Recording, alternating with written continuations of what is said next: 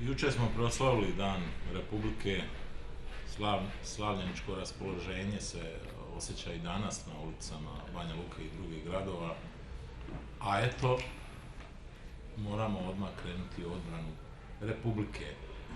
Možda je tako i najbolje.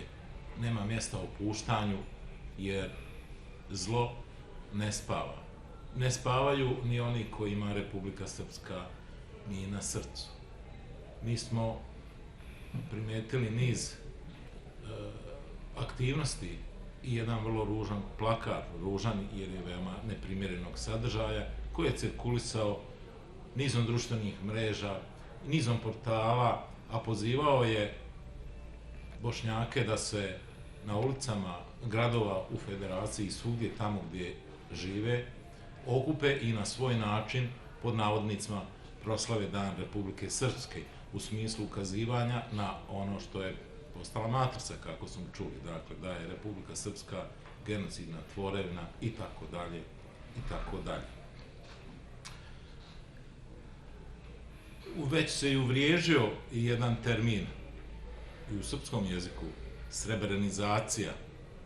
A o čemu se radi? O namjeri da se zločin koji se dogodio u Srebrenici prikaže kao jedan opšti koji važi za svako mjesto, za svaki pedalj Republike Srpske. Jer ti koji ne žele Republiku Srpsku zaista namjeravaju da izvrše jednu srebrenizaciju u smislu poricanja njenog postojanja i njen nastanak prikažu na najgori mogući način. U toj funkciji je niz portala i niz tribina koje se naročito ovih dana bile prisutne u nekoliko gradova u Federaciji. A da se izrazim riječima jednog poslanika koji je prilikom usvajanja zakona o radu izišao iz skupštinske sale i obratio se protestantima riječima: vi s polja, a mi ćemo iznutra. Naravno, mislio je na nered, stvaranje nereda, u čemu nije uspio, ali je dao jednu sjajnu ilustraciju za situaciju u kojoj je Republika Srpska. Jedni neprijatelji napadaju s polja, ali koriste i neke snage iznutra. Kad kažem na ove udare što s polja stižu, s polja izvan Republike Srpske, mislim prvenstveno na jednu veliku radikalizaciju mladih koja se sprovodi putem interneta, ali putem niza predavanja na koje pojedini šejhovi znaju okupiti i po 1000 mladih duša. I nama više nisu toliki problem sirijski ratnici koji odlaze i vraćaju se, pa s njima pripadnici agencija za provođenje zakona više razgovaraju kao psiholozi, negoli kao oni koji doslovce treba da sprovedu slovo zakona po kojem je za odlazak na strano ratište zapriječena rigorozna zatvorska kazna. Dakle, nama je veći problem radikalizacija, a teoretski je poznato da osobe koje su izložene ekstremnim idejama, koje daju legitimitet terorizmu, iako su još podložne, ako je kod njih prisutna određena frustracija, trauma. I treći preduslov se spominje loša socijalna interakcija. I vi kad pogledate izvršioce terorističkog napada u Zvorniku i ovoga u Rajlovcu kod Sarajeva, vidite da su prisutni ovi elementi u kojima nauka već govori. A upravo jedna velika radikalizacija je prisutna do te mjere da i ni islamska zajednica u Bosni i Hercegovini više nije mogla drugačije nego da pozove državne organe da reaguju i pokušaju presjeći i neutralisati jednu paralelnu organizaciju, nezakonito stvorenu, na osnovu čega je i proizvedena akcija federalne policije pod nazivom Rez. Dakle, više, kažu negdje oko 10-ak ilegalnih medžlisa, mjesta gdje se obavljaju vjerski obredi, a mimo znanja islamske zajednice, što je sasvim nezakonito. Neki je prisutno u Bosni i Hercegovini, na neki je bio izvršen policijski udar i u toku je procesuiranje tih tih lica koje je policija u federaciji sumnjičila. Ali posao nije završen. Oni su već u prilici, dakle ti koji ilegalno organizuju određene djelatnosti, da se putem medija obrate javnosti, ističu određene simpatije.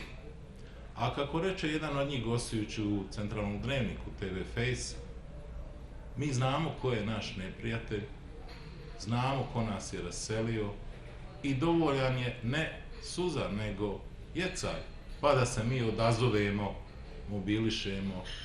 Dovoljan je poziv bilo kog našeg generala, rekao je drugi učesnik u emisiji. Oni sigurno ne govore o generalima oružanih snaga Bosne i Hercegovine, niti o bilo čemu što je legitimno. Nije bilo ni adekvatne reakcije, a trebalo je i policija i tužilaštvo da reaguju na ovakve javne istupe. Ali državni organi nisu reagovali ni 2012. kada je Nusret Imamović gostovao u političkom magazinu Crta i isto tako bio uvažavan i oslovljavan sa uvaženi šejhu, data mu je prilika da se obrati javnosti.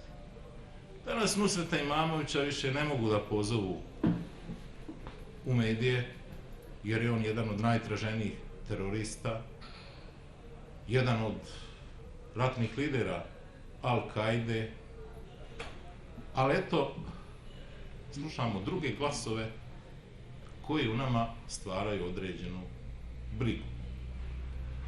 Trudimo se da pratimo idejna kretanja u vehabijskom pokretu i da upozorimo na ona koja su najradikalnija, ali je to prilično uzelo maha. Kritikuju Rejsa povodom akcije Rez.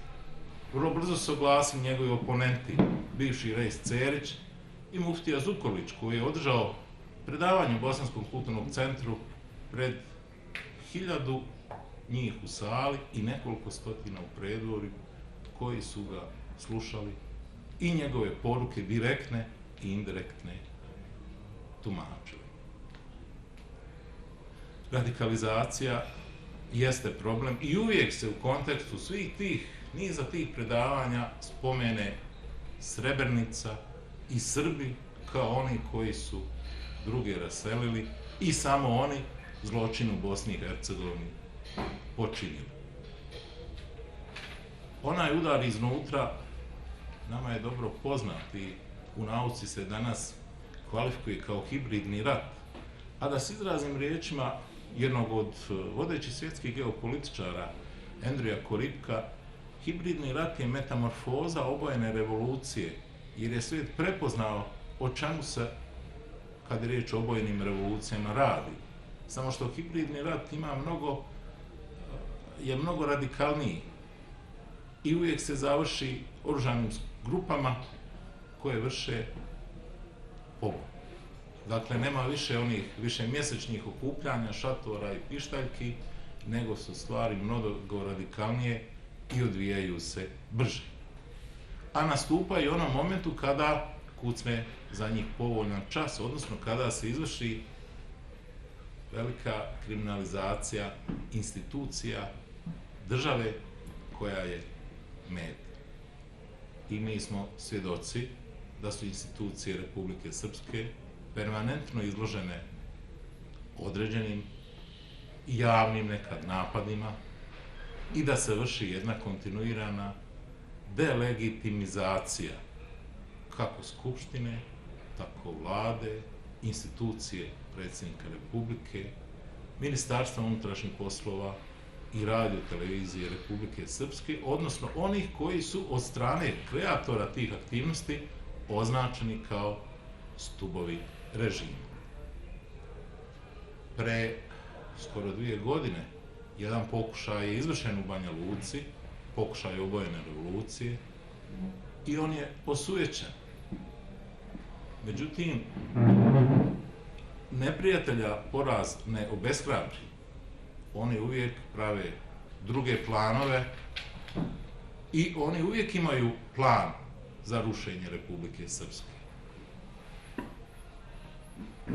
Da se to ne bi dogodilo, odnosno da oni ne bi uspjeli u svom zlom naumu, i služe događaj poput ovoga, kad se i o najbolnijim i o svim stvarima javno govori i pokazuje skrivena istina. Nekad je to skriveni Dayton, drugi put skrivena istina o Srebrenici, a treći put su skrivene aktivnosti. Republika Srpska jeste izložena hibridnom ratu i namjere pokretača nisu nimalo naivne. I zato pratimo i zato ukazujemo o čemu se tu radi, jer je javno mnjenje ono polje gdje se najveće bitke odvijaju, a borba za um i dušu svakog pojedinca danas je najvažniji front. I moramo biti istrajni i u tom frontu svi zajedno, da bismo odbranili ono do čega nam je najviše stalo, a to je Republika.